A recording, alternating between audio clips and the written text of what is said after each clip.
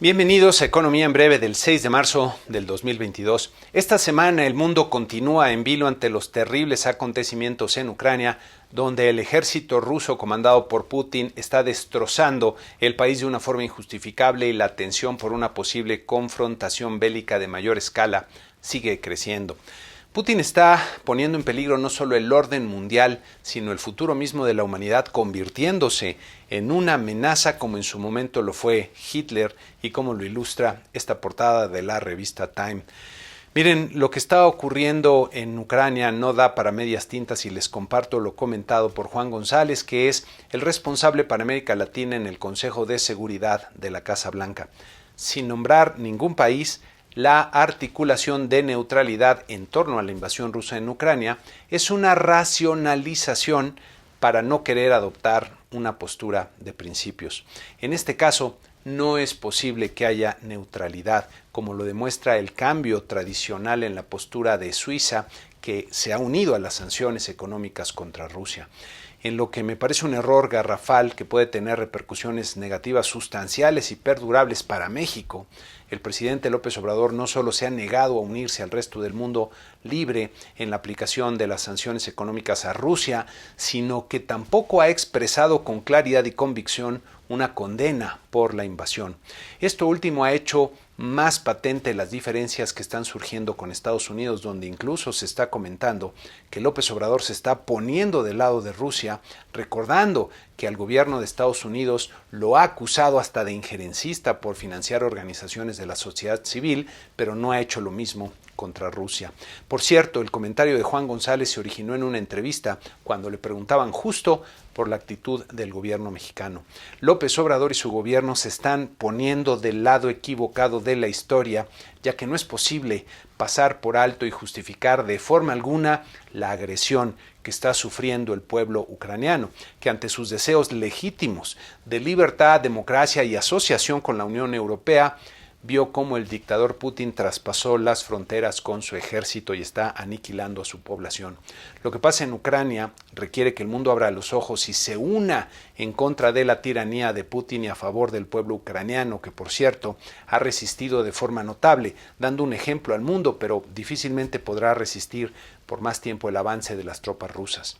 Como ha hecho notar el presidente ucraniano Volodymyr Zelensky, si cae Ucrania y Putin se sale con la suya en Ucrania, otros países cercanos verán el mismo destino. Y yo agregaría que vendrían tiempos difíciles para la humanidad en los que la cooperación internacional se romperá y la miseria reaparecerá con más fuerza por todo el mundo. Por lo pronto, las fuertes sanciones económicas aplicadas a Rusia devastarán su economía y tendrán un fuerte impacto sobre el pueblo ruso, que es otra de las víctimas inocentes de Vladimir Putin, cuya respuesta ha sido, por cierto, escalar la narrativa al poner a sus fuerzas nucleares en alerta de combate y en comparar las sanciones con una declaración de guerra. He visto y escuchado varios análisis sobre lo que está ocurriendo, algunos que refieren que Putin lleva mucho tiempo planeando esta jugada y que ya estaba preparado para las reacciones de Occidente. Sin embargo, yo lo que veo es que las cosas no han salido como esperaba Putin y por eso ha recurrido a la estrategia que todos los bullies, los matones, desarrollan de forma natural, y es escalar la amenaza, subir el tono de bravata para desalentar a la otra parte y salirse con la suya. Me parece que Putin pensaba que su poderoso ejército concretaría la invasión en pocos días, pero no esperaba la valiente reacción del pueblo y ejército ucranianos. Tampoco esperaba, creo yo, que Occidente se uniera como lo ha hecho hasta el momento, ni que las sanciones llegarían incluso a golpear de tal forma su cofre de guerra de los 600,000 millones de dólares que había acumulado en reservas en su Banco Central, que hoy día está más ocupado por evitar el colapso de su sistema de pagos, luego de que cortaran a varios de los bancos importantes del sistema SWIFT internacional. Putin sabía que Europa depende del gas y del petróleo ruso y creo que por eso anticipaba una reacción mucho más tibia y manejable, por lo que llama la atención la firme reacción que ha tenido, por ejemplo, Alemania, posponiendo la aprobación del gasoducto Nord Stream 2 que venía de Rusia, también anunciando que enviarán cientos de misiles antiaéreos a Ucrania y que aumentarán fuertemente su gasto militar. Me parece que esto es algo que no estaba en los planes de Putin. Las fuertes medidas dirigidas a los oligarcas rusos cercanos al poder representan un riesgo cuya magnitud me parece no calculaba bien Putin, ya que, aunque controla buena parte de las fuerzas de seguridad, el disgusto de muchos poderosos a su interior podría alcanzarlo. Tal vez por eso lo vemos en esta mesa enorme que utiliza hasta cuando se reúne con sus generales cercanos, más que por miedo al COVID, creo yo puede ser por la precaución o miedo al polonio, que por cierto es una sustancia radioactiva venenosa con la que murieron muchos de los adversarios de Putin en diferentes partes del mundo. Ahora bien, aunque es altamente incierto lo que ocurrirá en la siguiente fase del conflicto, lo que parece cada vez más claro es que habrá efectos significativos sobre la economía mundial. De hecho, justo cuando estaba escribiendo el guión para este comentario, el Fondo Monetario Internacional emitió un comunicado para advertir de las consecuencias económicas que ya son muy serias y que las sanciones económicas sobre Rusia tendrán un impacto sustancial en la economía global y mercados financieros. Una de las consecuencias previsibles de lo que ocurre es que las presiones inflacionarias se recrudecerán y esto requerirá de una política monetaria más dura por parte de los bancos centrales con tasas de interés más elevadas. En esta gráfica pueden ver el precio del petróleo tipo Brent alcanzando los $118 por barril, disparándose como pueden ver en los últimos días. En esta otra podemos ver el precio del trigo, que ha aumentado más de 35% como consecuencia de la invasión, recordando que Ucrania es un productor muy importante de este cereal. El índice Bloomberg de precios de materias primas presenta aquí un incremento de más del 10% como consecuencia de la invasión.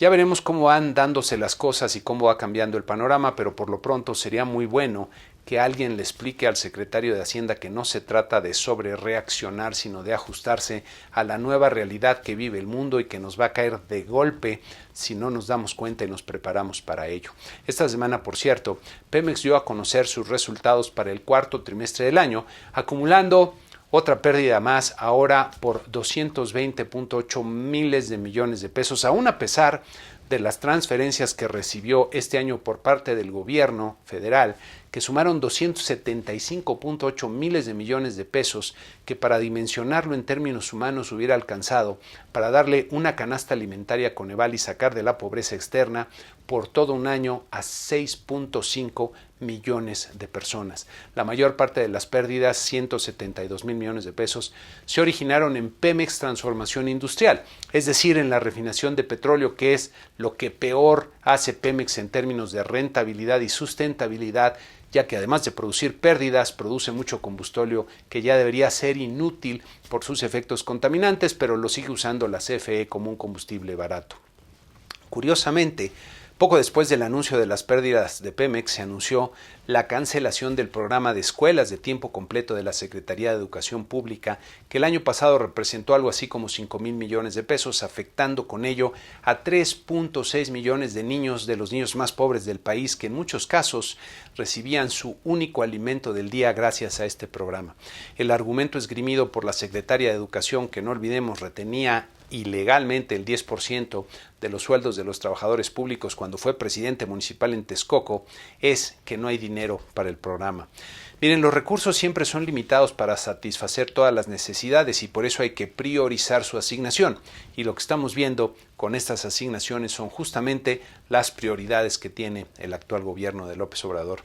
¿De verdad pensamos que podemos generar prosperidad en México con este tipo de decisiones? Por otro lado, el clima de inseguridad debido al crimen organizado sigue deteriorándose, como atestiguan estos medios extranjeros que refieren, por un lado, la terrible masacre ocurrida en San José de Gracia, Michoacán, y por otro lado en el estado de Zacatecas, donde en algunas comunidades se ha dado una salida masiva de habitantes que huyen de la violencia y de la falta de seguridad pública.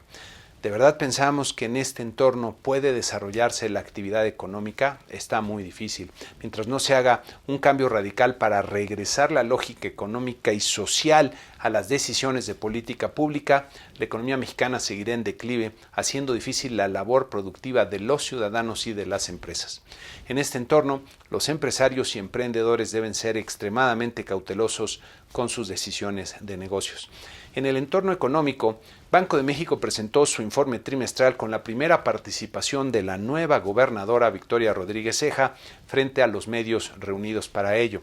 de forma virtual. La gobernadora leyó el resumen del informe y se apegó en todo momento al guión, lo que diría que fue algo bueno y sin que pudiera apreciarse por lo pronto algún sesgo sobre su interpretación de la política monetaria, si es halcón, si es paloma, ya lo iremos viendo. Algo que me llamó la atención que le preguntaron es si tenía una cuenta de Twitter e iba a participar en las redes sociales, contestando que sus comunicaciones serían a través de los canales institucionales, lo que me parece un acierto. Hubo muchas preguntas sobre lo que haría Banco de México dependiendo de la Reserva Federal, pero como era de esperarse, las respuestas insistieron en que dependerá de las circunstancias y en su momento tomarán las decisiones.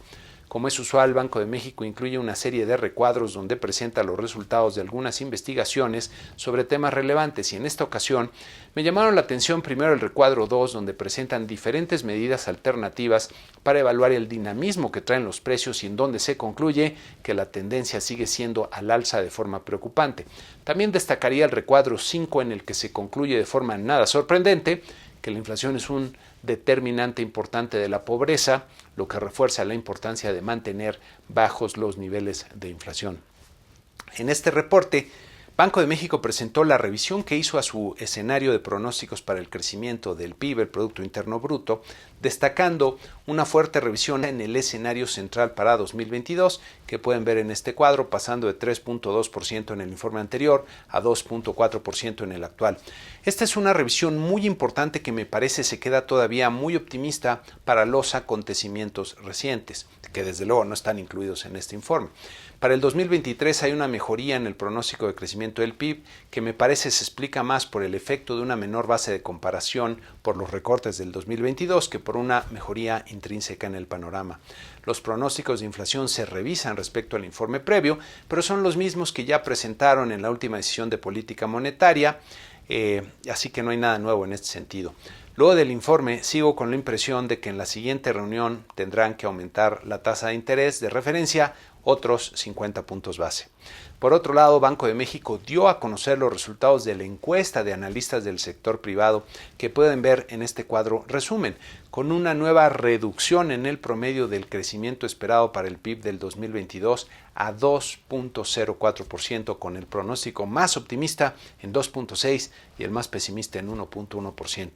Esta revisión era de alguna forma ya esperada y me parece que resulta de incorporar el impacto que en enero tuvo el incremento en los contagios por COVID y los malos resultados en algunos indicadores. Cabe notar que estos pronósticos no incorporan los posibles efectos de la invasión de Ucrania y de las sanciones económicas sobre Rusia, por lo que veremos muy probablemente que seguirán bajando y bajando de forma importante. Aún es muy pronto para poder dimensionar dichos efectos, pero es claro que serán significativamente negativos sobre la economía global, como ya lo advirtió el Fondo Monetario Internacional, y tristemente se está configurando un escenario de recesión. Nuevamente, los pronósticos de inflación, tanto general como subyacente, volvieron a aumentar tanto para el presente año como para el siguiente, como pueden ver aquí en el cuadro. El otro cambio relevante que ya les había anticipado es el que se observa en el pronóstico para la tasa de interés monetaria, que ahora el promedio de analistas anticipa seguirá subiendo y se detenga en niveles cercanos al 7.5%. En mi opinión, la tasa de interés llegará por lo menos al 8% antes de que termine el 2023 y el sesgo me parece que sigue siendo hacia niveles todavía más altos. Respecto a la coyuntura para invertir, el 67% de los encuestados refiere que es mal momento contra solo el 6% que considera que es un buen momento. En otro tema, la encuesta nacional de ocupación y empleo presentó resultados, diría, curiosos en enero, con la tasa de desocupación repuntando un poco a 3.71% como vemos en esta gráfica y con el número de personas desocupadas también subiendo, aunque menos de lo usual para el mes de enero, alcanzando 2.1 millones de personas como vemos aquí. El número de personas que requieren trabajo siguió descendiendo un poco para ubicarse en 15.1 millones de personas, que sigue siendo una cifra muy arriba de lo usual como vemos en esta gráfica. Pero lo que más llamó la atención fue la baja que se dio de 1.4 millones de personas en la población ocupada, que pueden ver aquí en esta gráfica en la última barrita. Me parece probable que el aumento en los contagios del COVID es lo que está detrás de esta dramática caída, pero habrá que estar pendiente cómo evoluciona más adelante. En contraste, el número de asegurados en el Instituto Mexicano del Seguro Social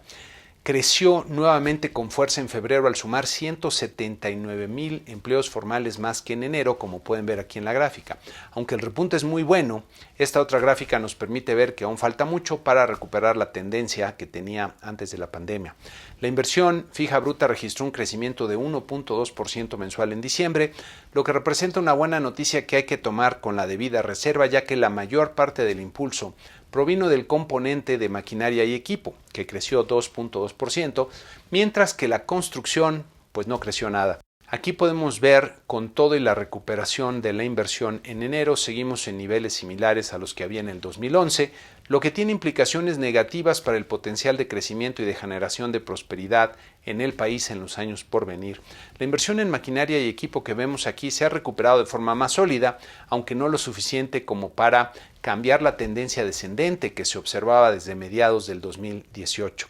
El componente de la inversión más afectado es la construcción no residencial, que se refiere al total de instalaciones nuevas que se dedican a la producción, como puede ser infraestructura, bodegas y parques industriales. Como vemos aquí en esta gráfica, la caída en este componente lleva mucho más tiempo y no ha logrado revertirse. Si tomamos en cuenta que este tipo de proyectos requieren muchos años, no solo para su realización, sino para recuperar la inversión, habría que concluir que no hemos logrado en el país garantizar la claridad que requieren, claridad que se compone de la estabilidad de la economía, por ejemplo, hasta de la certeza jurídica que otorga el Estado de Derecho.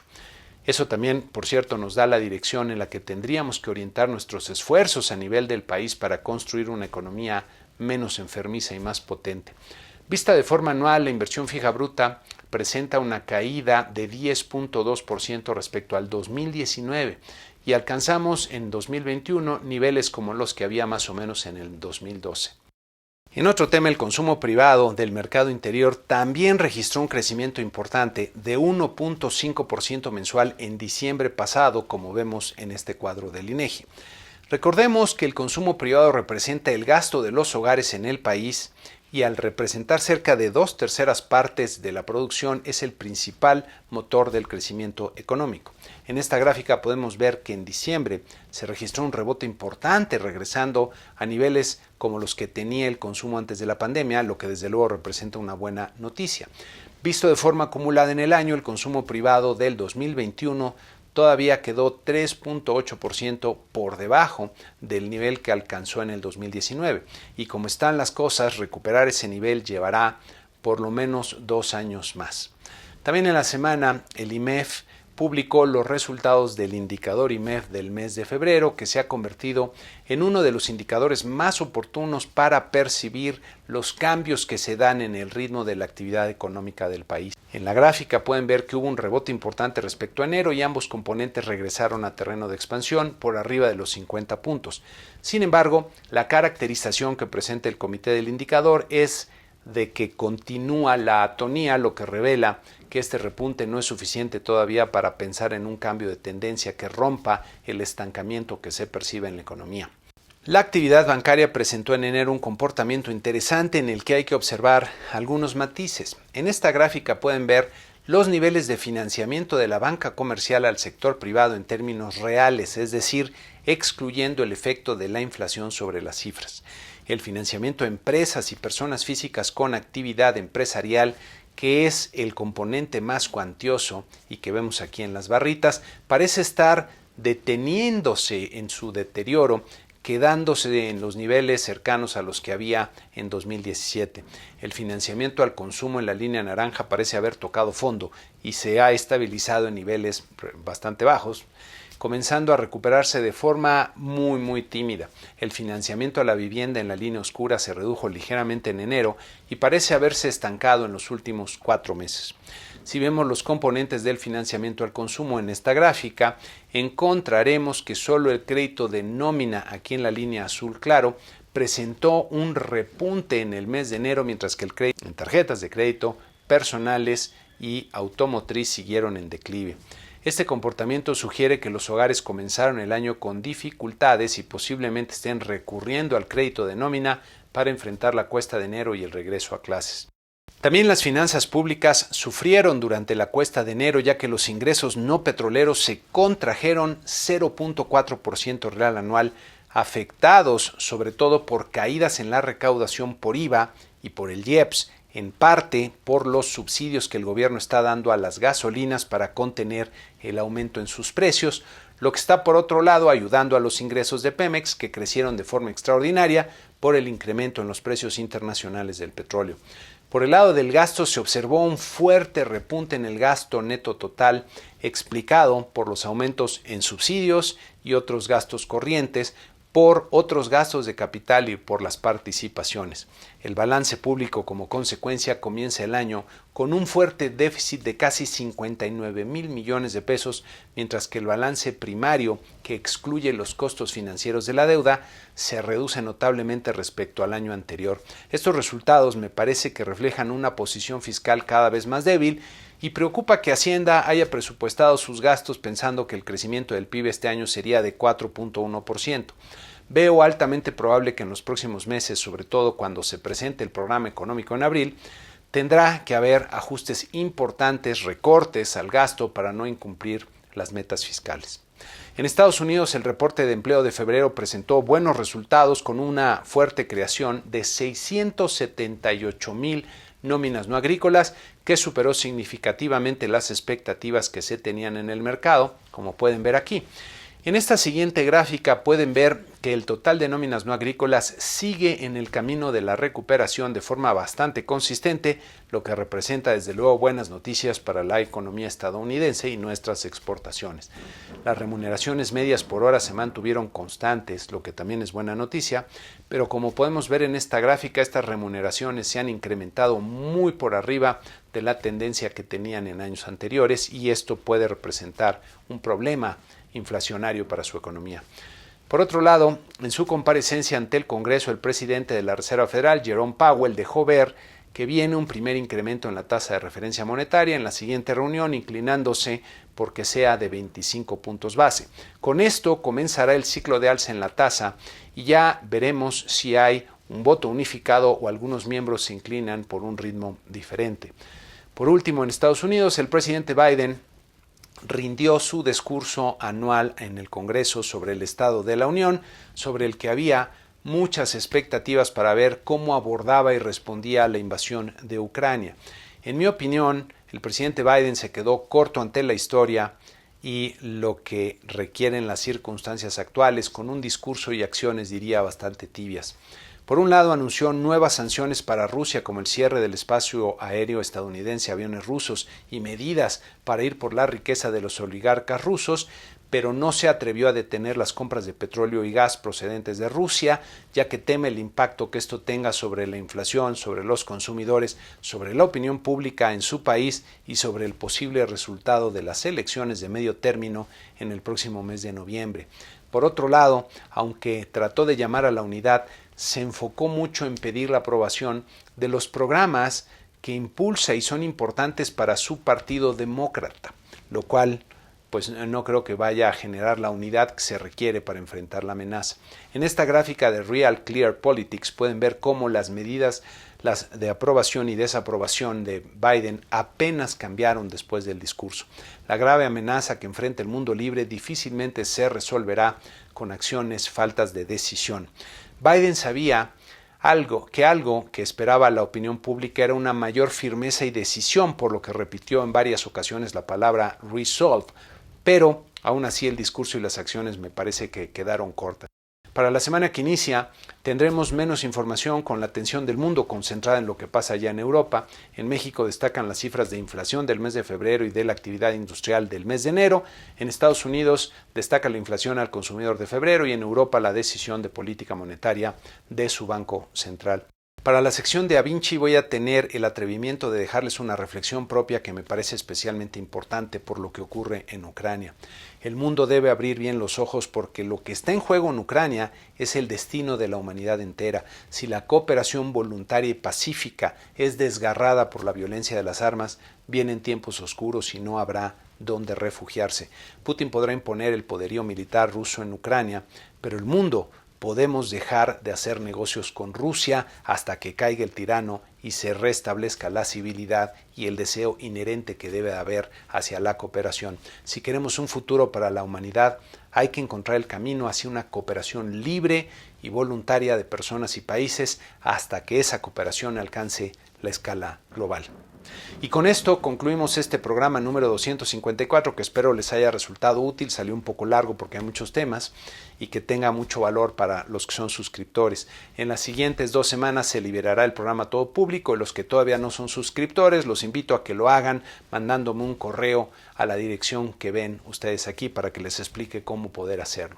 Muchas gracias, que tengan una excelente semana.